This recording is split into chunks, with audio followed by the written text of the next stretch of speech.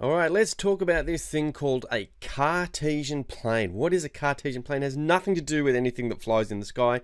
It's a completely different type of plane. Let's start with our number line, something that we're already familiar with. Remember, our number line starts at 0 in the middle, goes off to infinity to the right, to the big numbers, and negative infinity to the left, to the small numbers. What if I took that number line, though, and I turned it around 90 degrees and I added a second one?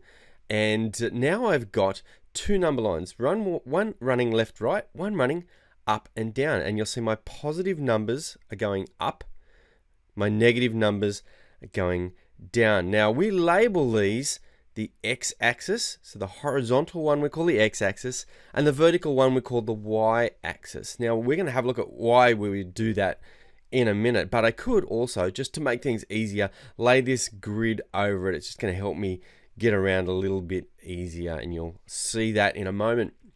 Now, we have a very special point right in the middle where these two number lines meet, where the x and the y axis cross each other, and we call that the origin. And you'll see that's at 0 for both of them. It's 0 for the x-axis, and it's 0 for the y-axis. We call it the origin.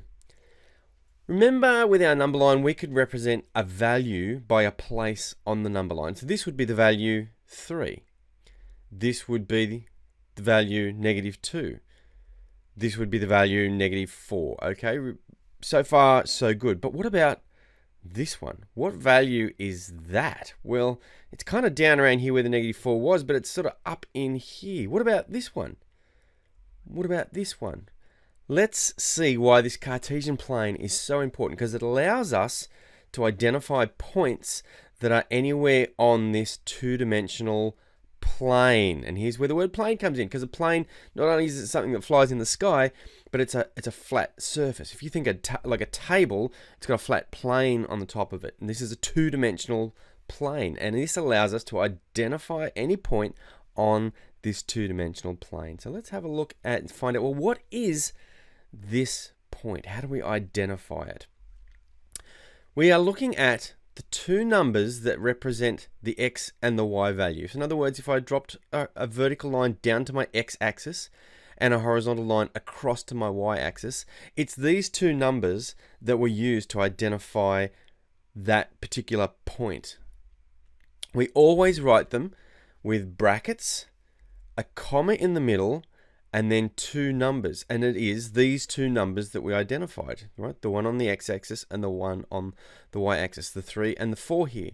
So this is the point 4, 3, or is it the point 3, 4? Because I've got both numbers. How do I know which one to use? Luckily, there's a very simple rule that we're going to apply. So we always start at the origin, at 0 here in the middle. We start at our origin and say, well, if I want to get from the origin to this point, what is my journey? We always go across first along the x-axis, and I hit the number 4, so that's where my 4 comes from. And then I go up until I meet it on the y-axis. That value is 3. So the coordinate, or the point here, is 4, 3. I like to remember it this way. Always go across the hall before you go up the stairs. Maybe that'll help you. Always across, then up. And what we get is what we call a coordinate. Okay, it's two values.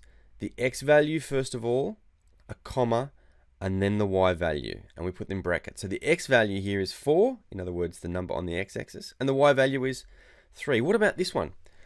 Well, remember, we always start at the origin. We go, well, our coordinates are going to be in brackets with a comma between the two of them.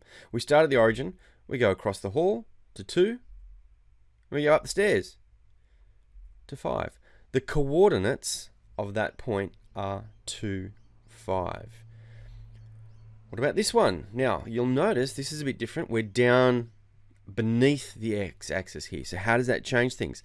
Well, we follow the exact same process. We start at the origin, we come across to 2, and this time we're going to go down until we get to a y value of -2. The coordinates are 2, -2. What about this one?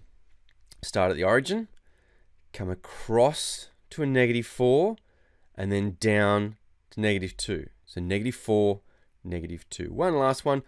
What about this one? Now this is a bit odd because it's not, it's sitting on the axis. So let's follow the exact same process. Start at the origin.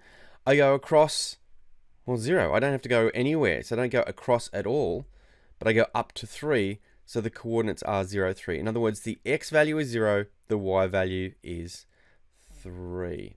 There are a couple of the points we visited in this little tour of the Cartesian plane.